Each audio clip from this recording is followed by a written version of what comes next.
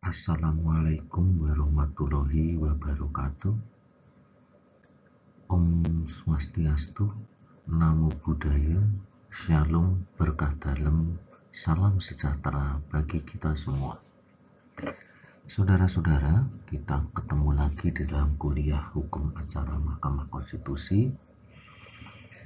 Kali ini kita akan, setelah kemarin kita bahas tentang prosedur dan tata cara pengajuan uji undang-undang terhadap undang-undang dasar, maka sekarang kita akan beralih pada topik baru yang merupakan salah satu kewenangan juga dari Mahkamah Konstitusi, yakni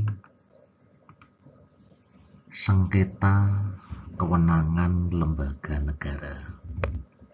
Nah, ini biasanya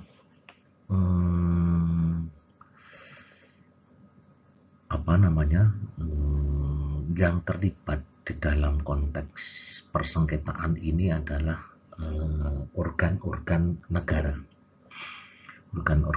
dan biasanya masing-masing organ negara yang sedang bersengketa itu mempunyai kuasa hukum sendiri-sendiri, gitu ya. Jadi ini biasanya memang kuasa hukum yang berasal dari swasta, gitu ya. Misalnya advokat atau pengacara atau kuasa hukum seperti kita ini biasanya memang tidak berpraktek di sana. Karena lembaga-lembaga negara itu sudah memiliki perangkat dalam tanda kutip kuasa hukum sendiri-sendiri.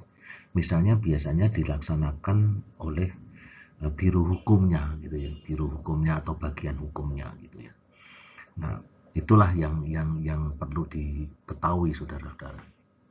Nah, di Mahkamah Konstitusi, sengketa kewenangan lembaga negara menjadi salah satu kewenangan dari MK yang sangat paradigmatik karena di dalam konteks konstitusi itu sendiri, kalau kita melihat adalah sebuah basic law terkait dengan organ-organ negara, gitu ya. Jadi kalau kita melihat di dalam konteks konstitusi yang bersifat politik, maka konstitusi itu berisi tentang pembagian kekuasaan negara yang kemudian memunculkan kewenangan lembaga negara. Nah, Mahkamah Konstitusi sebagai sebuah lembaga yang punya kewenangan paradigmatik, dalam hal ini sebagai yang memutus perkara sengketa kewenangan lembaga negara, ini berfungsi sebagai lembaga yang melaksanakan check and balances. Kenapa disebut check and balances? Karena dengan adanya persengketaan di antara lembaga negara, maka Mahkamah Konstitusi menjadi mediator, menjadi penyelesai sengketa itu yang harus seimbang, gitu ya. Seperti apa yang sudah ada di dalam logo konstitusi Mahkamah Konstitusi tersebut. Nah, dengan demikian saudara-saudara, mari kita lanjutkan untuk membahas mengenai sengketa kewenangan lembaga negara itu, prinsip dasarnya kayak apa, sehingga muncul persengketaan di lembaga negara, sementara di dalam Undang-Undang Dasar 45 dulu nggak ada, sekarang kok ada. Ini disebabkan karena apa? Kita akan lanjutkan.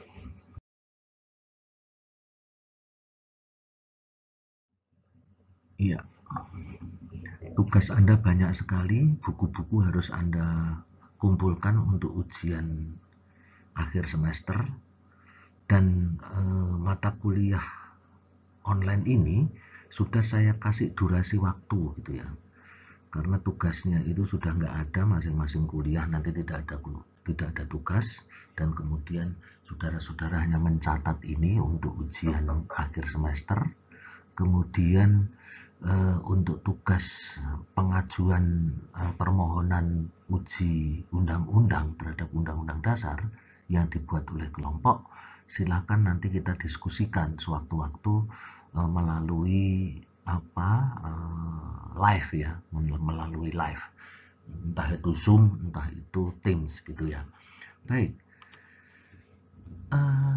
kalau kita bicara tentang Indonesia sebagai negara hukum dan demokrasi, maka kita bisa melihat bahwa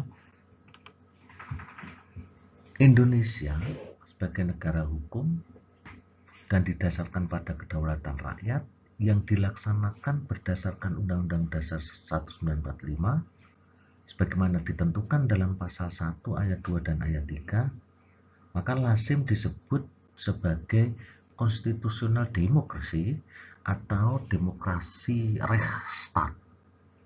Nah, ini prinsip yang ada di negara hukum demokrasi itu gitu ya.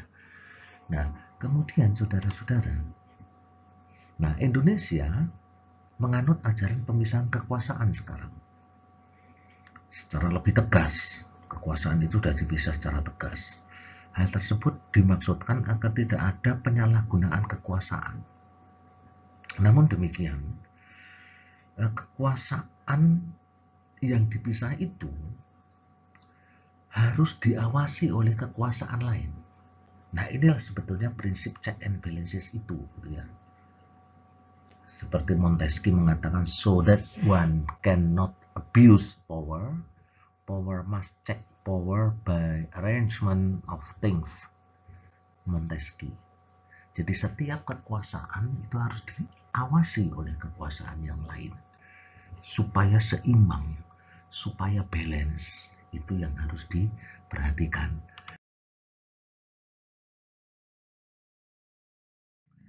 Nah, di dalam konteks melaksanakan kekuasaan itu, maka ketika pemisahan kekuasaan yang harus diperhatikan adalah cabang-cabang kekuasaan itu tidak diletakkan dalam satu tangan, tetapi harus dibatasi dengan memisahkan satu dengan yang lain secara tegas. Jadi ada ketegasan. Kendati demikian, memang di Indonesia itu ketegasannya khususnya di dalam konteks legislasi, ya kan? Dalam konteks legislasi itu masih bercampur antara presiden bersama-sama dengan DPR, gitu ya. Walaupun demikian, di negara yang separation of power-nya itu juga kuat seperti Amerika, toh sama aja. Presiden Amerika mempunyai hak veto terhadap rancangan undang-undang yang diajukan oleh parlemen. Sama aja sebetulnya. Nah, berikutnya saudara-saudara, keterpisahan itu dapat dikenali dari kewenangan yang dilakukan oleh lembaga negara dan orang yang melaksanakan, yang tidak saling mencampuri satu dengan yang lain. Nah, ini. Kemudian yang berikutnya, namun keterpisahan itu tidak diterapkan secara kaku dalam isolasi komplit, melainkan terhubung satu dengan yang lain agar penyelenggaraan kekuasaan negara terkoordinasi secara efektif untuk mencapai tujuan bersama. Nah, inilah sistem ketatanegaraan itu, saudara-saudara.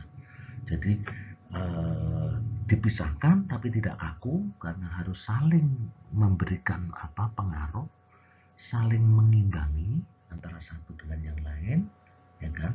Terhubung agar penyelenggaraan kekuasaan itu bisa terkoordinasi secara efektif untuk mencapai satu tujuan.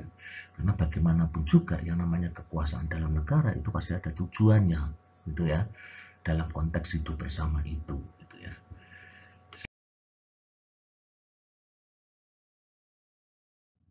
Nah, buku yang Anda bawa sampai bawa ransel semacam itu memang berat, saudara-saudara. Ujian besok itu adalah ujian open book gitu ya, maka buku-buku itu harus sudah ada di samping laptop Anda gitu ya, termasuk catatan ini, sehingga saudara-saudara nanti tidak menjawab, tidak kebingungan sendiri mencari buku-buku. dan nanti ada durasinya juga begitu ya di dalam ujian. Nah, kalau kita melihat pasal 1 ayat 1 Undang-Undang Dasar 45, di situ dikatakan negara Indonesia ialah negara kesatuan yang berbentuk republik. Ini artinya apa, saudara-saudara? Artinya dalam negara kesatuan, kekuasaan negara itu terbagi antara pemerintah pusat dan pemerintah daerah. Dalam konteks semacam ini, saudara-saudara yang mengambil mata kuliah pemerintahan lokal sudah clear, ya kan? Sudah clear. Jadi ini negara kesatuan, terbagi seperti itu. Nah, pemerintah daerah itu disusun dalam pemerintahan tingkat provinsi, kabupaten dan kota. Kekuasaan aslinya itu berada di tingkat pusat. Dan daerah mendapat kekuasaan oleh pusat dengan penyerahan sebagian kekuasaan yang ditentukan dengan tegas. Inilah yang disebut dengan desentralisasi, saudara-saudara. Kalau Anda lihat di dalam konteks Undang-Undang Nomor 23 tahun 2014, maka pola desentralisasinya itu memang sudah strict, didasarkan pada sistem rumah tangga material. Apa itu sistem rumah tangga material? Itu di dalam pemerintahan lokal nanti akan saya jelaskan gitu ya.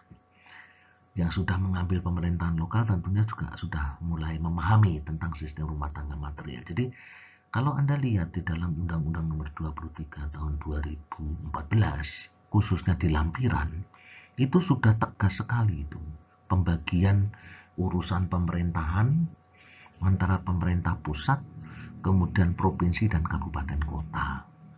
Nah, inilah konsekuensi dari negara Indonesia adalah negara kesatuan yang berbentuk republik.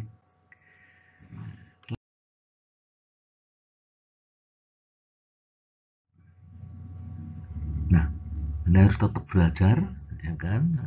Di depan Mahkamah Konstitusi pun juga Anda harus belajar, begitu ya. Nah, kewenangan yang juga disebut sebagai authority itu diartikan sebagai hak untuk bertindak dan mengeluarkan perintah dengan kekuasaan yang dimiliki oleh pejabat umum atau lembaga negara untuk meminta kepatuhan orang pada perintah yang dikeluarkan secara sah dalam ruang lingkup tugas publiknya. Jadi public duties. Nah, ini kewenangan. Jadi kewenangan itu adalah authority. Hak. Jadi kalau saudara-saudara membedakan, ada pertanyaan dari orang awam, hak sama kewenangan itu sama enggak? Oh, sama. Hak itu sifatnya pribadi, kewenangan itu terkait dengan jabatan. Ya, kewenangan itu terkait dengan jabatan. Hak itu pribadi. Ya kan? Ambil contoh. Setiap anggota DPR punya hak berbicara, berpendapat. Tapi DPR punya kewenangan legislasi, pengawasan, dan budgeting. Jadi, itu terkait dengan konteks jabatan. Nah, jabatan itu adalah fungsi di dalam struktur hukum. Nah, itu. Selanjutnya, saudara-saudara, pembedaan lembaga negara sebagai organ konstitusi yang memperoleh pewenangnya dari Undang-Undang Dasar 1945 atau yang bukan, itu sangat penting. Jadi sebelum kita melihat sengketa kewenangan lembaga negara, itu kita perlu membedakan, ya kan, lembaga negara sebagai organ konstitusi yang memperoleh kewenangan Undang-Undang Dasar 45 dan yang bukan, itu yang mana. Ini sangat penting untuk diperhatikan bahwa sumber kewenangan tersebut merupakan tolok, karena sumber kewenangan itu tolok ukur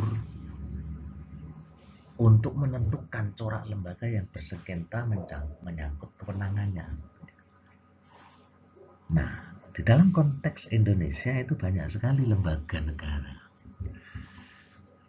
Ya kan? Ada juga lembaga yang disebut the State Auxiliary Bodies. Jadi suatu lembaga yang dipergunakan untuk mempercepat proses jalannya demokrasi.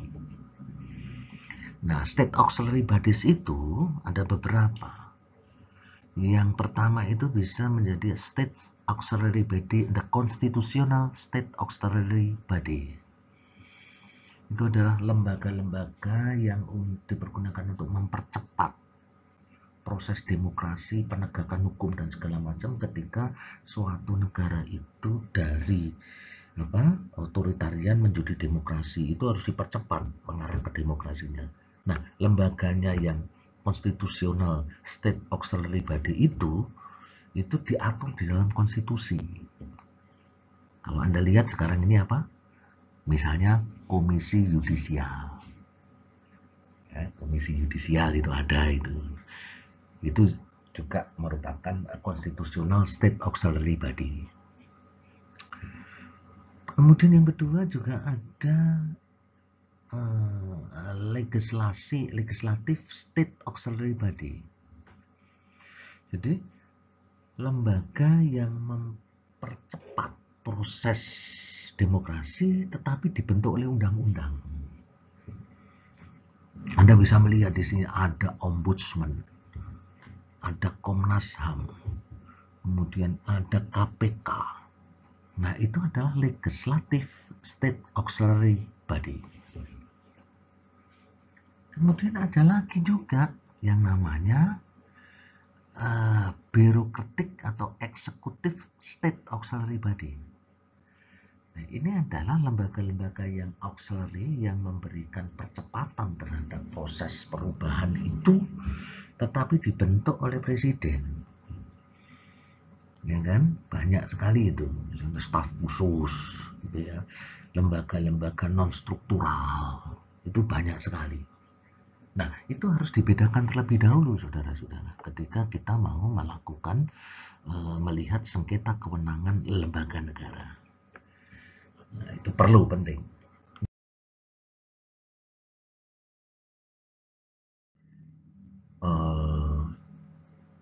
Kita bisa melihat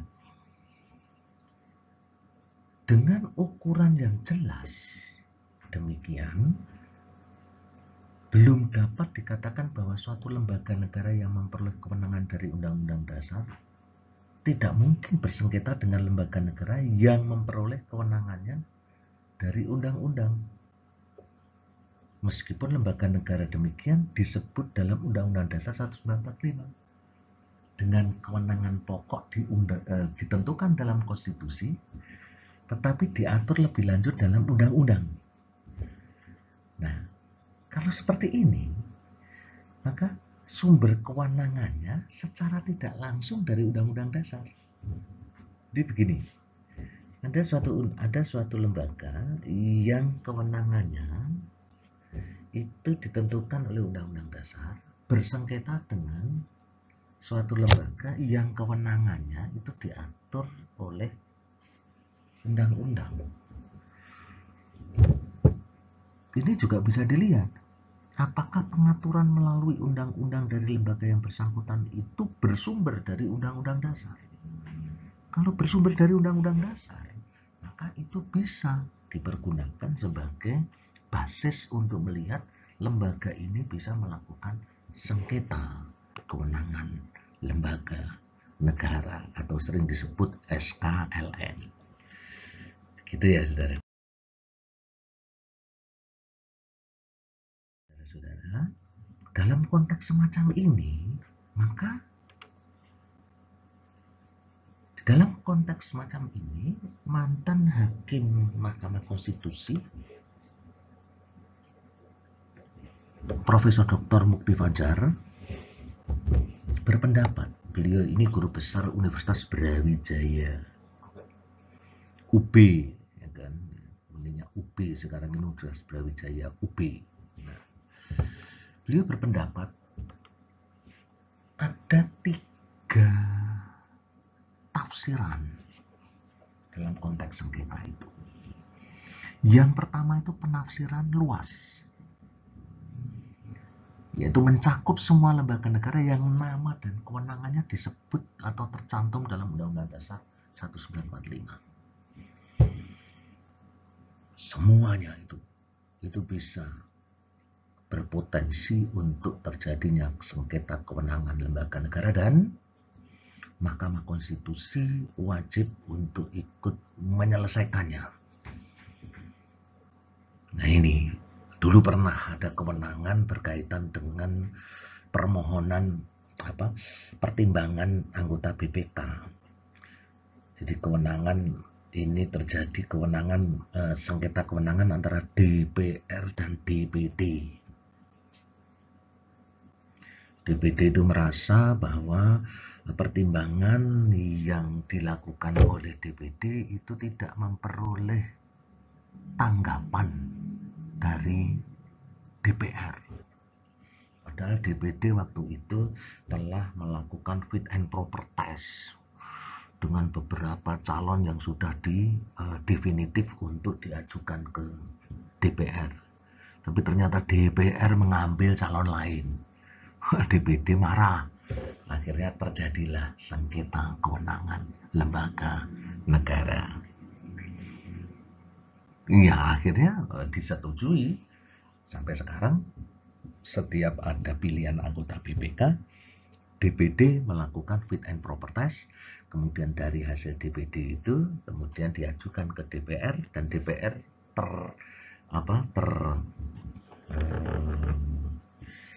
sudah dibatasi dengan rekomendasi DPD itu. Kemudian yang kedua, penafsiran moderat, yakni yang hanya membatasi pada apa yang dulu dikenal sebagai lembaga tertinggi dan tinggi negara. Jadi ada MPR, kemudian DPR, Presiden, DPR, BPK, dan segala macam. Nah, ini moderat ini. Jadi semua lembaga sebetulnya. Tetapi ada yang penafsiran sempit, yakni penafsiran yang merujuk secara implisit dari ketentuan pasal 67 Undang-Undang MK. Nanti coba Anda lihat. Pasal 67 Undang-Undang MK. Kalau nggak salah ini. Jadi putusan Mahkamah Konstitusi mengenai sengketa kewenangan disampaikan kepada DPR, DPD, dan Presiden. Jadi yang bersengketa itu hanya 3 ini. Nah, jadi ada 3 ya, ada tiga tafsir semacam ini. Ingat-ingat gitu ya, tafsir semacam ini. Nah, bagaimana tafsir ini nanti akan ditentukan? Ya, tergantung dari Mahkamah Konstitusi. Ini kan Mahkamah Konstitusi mempunyai final and binding, mana yang harus dipergunakan, ya itulah dari Mahkamah Konstitusi yang akan dipakai.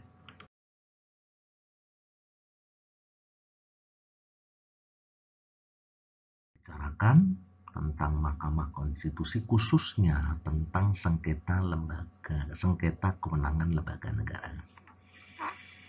Minggu depan kita akan coba lakukan lagi diskusi kita gitu ya, searah.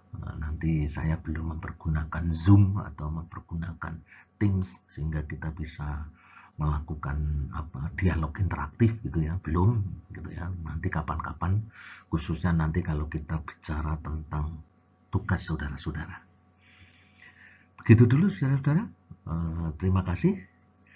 Akhir kata, wassalamualaikum warahmatullahi wabarakatuh. Om Santi Santi Santi Om, Namo Buddhaya, Shalom, berkah dalam, dan salam sejahtera bagi kita semua.